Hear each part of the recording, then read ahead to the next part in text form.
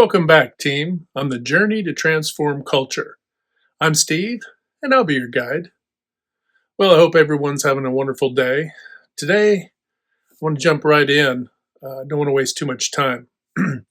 Today, we're going to talk a little bit about the hidden silo, not only in organizations, but it actually is perpetuated throughout all of culture. But that hidden silo is superficiality. Now, on its surface, a lot of times we look at superficiality, we kind of ascribe that to people, personality, right? Those who are superficial only talk about the weather, only talk about, you have short duration of conversation, maybe at the checkout counter, at the grocery store, whatever. And certainly, you can only be as deep as you can be, or as involved and engaged in a conversation as you can be with the time that you have. But more insidiously is the idea or the awareness. If you've looked around, doesn't matter if you're a leader, a team member, anywhere in an organization or in culture, anywhere. A young person growing up can observe this themselves. Is that we deal with the superficial. Even going to school, learning lessons, you're learning the superficial. And I think a lot of the reason why we don't dive in and really find interest in some subjects when we're growing up is because the way that it's approached is so superficially. If somebody would have tied algebraic, equations and all of that to how they figured out how to build the pyramids, or things that are relevant, right? The deeper associations of these things instead of just the superficial, then interest has grown, right? So think about how that is. Now think about an organization or a group of people, it doesn't matter, two or more people. If all of the conversation and all the interaction is superficial, then you're never really getting into the depths of things, right? We're never really slowing down and being patient enough, to listen, to learn, to really absorb things. I don't eat a lot of fine meals, but I do enjoy a ribeye now and again. And the thing that I noticed, and I'm using a ribeye for an example, the thing I noticed about, say, eating a ribeye is you don't just gulp down a ribeye. You savor it. You let it marinate literally beforehand. And while you're eating it, I know I'm talking about food again, but you let it marinate, let your taste buds and your senses absorb that and feel kind of the joy and the experience and absorb it. I use that as an example. It's slowly absorbing, right? We have problems, and sometimes, as long as it's not bursting pipes, if you've got challenges and problems, are we just gulping down the problem to just spit out, sorry for the reference, to just, knee-jerk reaction, to make a snap or hasty judgment, or take a snap action that doesn't result in very good outcomes, right? I think rarely do snap judgments ever really work out well. They may be short-term fixes, that sort of thing, band-aid fixes, but they aren't necessarily long-term sustainable approaches to dealing with anything. But I use that the same way I would use sweets. I don't know anybody who could just gulp down. I don't eat a lot of sweets either, but when I do, the same way. I enjoy it. I like to eat those slowly. I like to enjoy that and just let it kind of wash over you, right? That's dopamine. That's a dopamine hit, is enjoying that and the depths of that. But you don't get that if you're experiencing life like a water skier blasting across the waves, right? And to use the water skiing analogy, if you're a leader and you're driving that boat and you're driving so fast that your team is really just being pulled across the water, skipping across the water, never able to slow down to really get involved in the depths of what not only the team makeup and developing the team and building cohesion, but also the depths of really innovative and collaborative problem solving and creation, right? If you're creating new products and services, you don't just yank them across the water. And I think that's, I would say, the balance of a really good or great leader is to think of the driver of that boat, that water skier. And if you've never water skied, I guess you'll have to YouTube water skiing. But if you throttle it up too fast, you'll yank that water skier right out of their boots and right into the water, and it's just ugly. I've been there as a young person. I've done that. I've been on the end of that. And if you go too slow, people get blasted in the face. It's kind of like doing a video.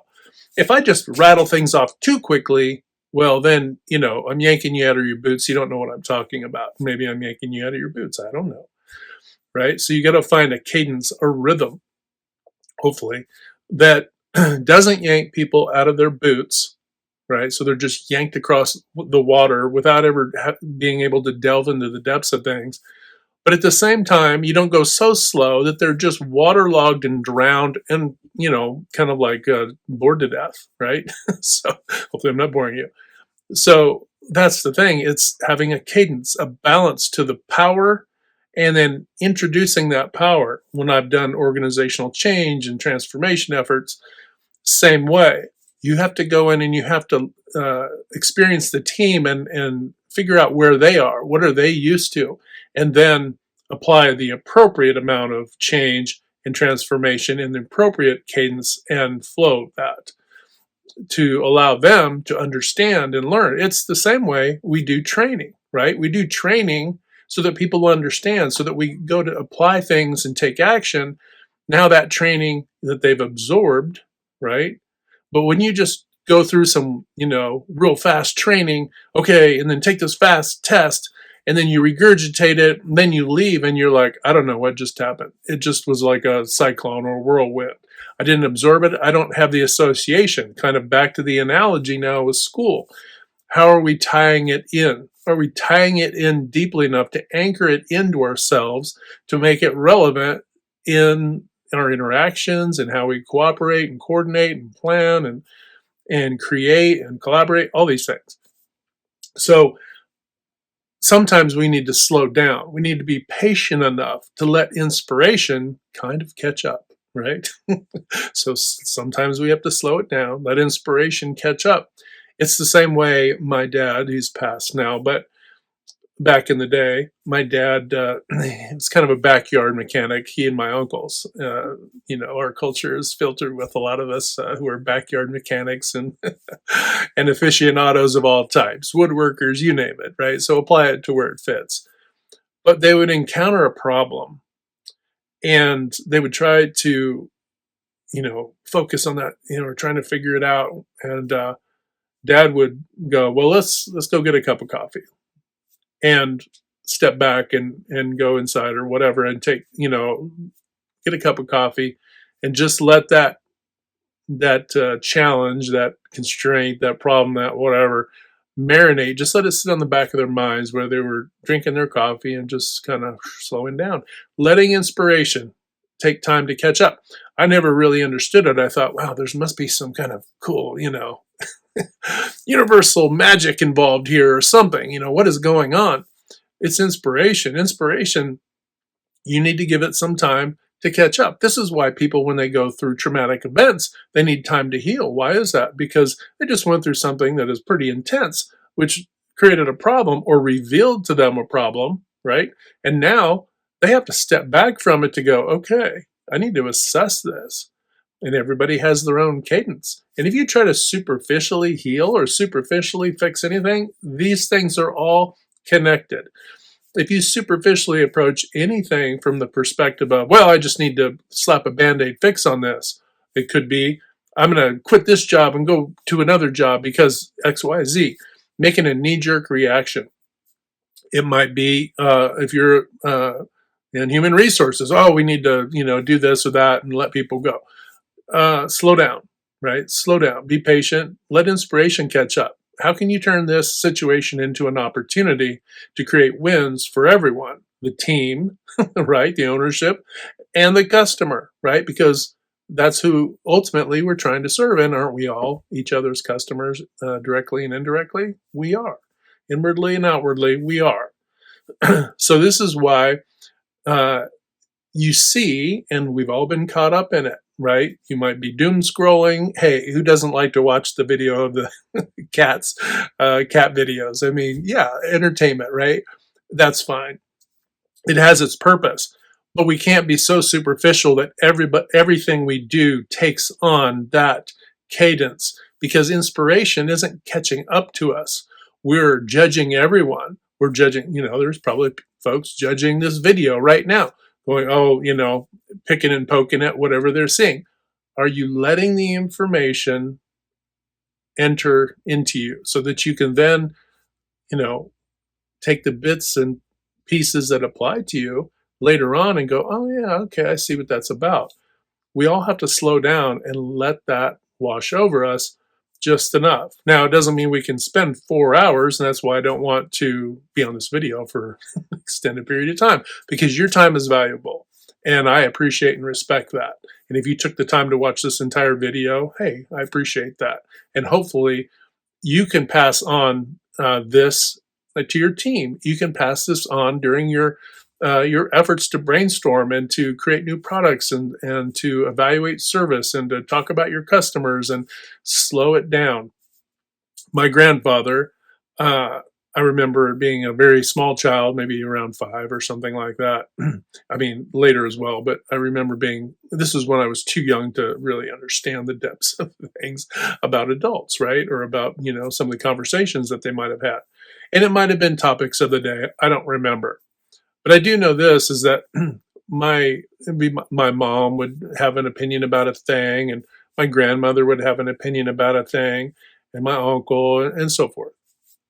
And it would kind of jostle around the table and that sort of thing. And my grandfather, sitting at the end of the table, he was just taking it all in, just taking it all in. And it almost seemed like, and the dots connect. Now I can see, looking back, how these dots connect. He was allowing that, probably that, and eating his food, letting that wash over him too. But he was allowing all these things to come in and to settle, and to kind of marinate all of these inputs, not only with what was going on, maybe in the world, but also perspectives, family perspectives. And then he would then say, well, and then he would offer how he receives that and what he, feels about it. Surprisingly, he was a Marine, and not snap judgment, right? So that's another thing. We make assumptions about people. Oh, they're in the military, they must be militant. No, not the case. Doesn't mean that anybody can be militant, right? It doesn't matter what background or walk of life. A narcissist and a sociopath, I don't care what field they're in, they're going to be a wrecking ball. But he would offer up his perspective, and then you could see how they would take that in, and then it would kind of you could see how it was marinating on them, right? And of course, I'm witnessing this, not really fully understanding, but now, having experienced much life and education and travel and so forth, working with folks, I can see how those dots have connected. I can see, looking back, that sometimes the way we allow inspiration to really propel our organizations, to propel our lives, is to slow down enough to let that inspiration catch up. And when we do that, I think that's one way that we protect love. We protect love because we're slowing down to make sometimes critical decisions that aren't emergencies, but that are important.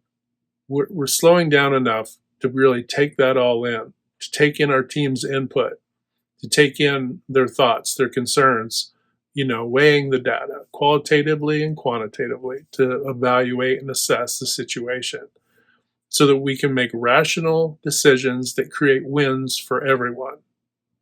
And I think in doing that, that's how we protect love. And I think that when we do that, that's, some of the ways that we can hit that good domino 3 to 5 times a day to inspire, uplift, motivate, and just help folks out in general. And when we do that, we're transforming culture. But not only that, we're also transforming ourselves. And we can take these opportunities in all of our interactions, all of our engagements. It could be at the checkout counter, it could be when you're getting gas, it could be anywhere. Just take an extra moment or two to ask somebody, how's your day going so far? Right? And to actually care, to actually delve a little deeper. Don't be like the driver of that water skiing boat that's just pulling people across. And let's not live lives that really equate to just memes. And when we do that, I think, we're better off for it. All right, folks, just wanted to touch base on that. Hope you're having a fantastic day. Hit like, share, and subscribe, and we'll talk to you next time.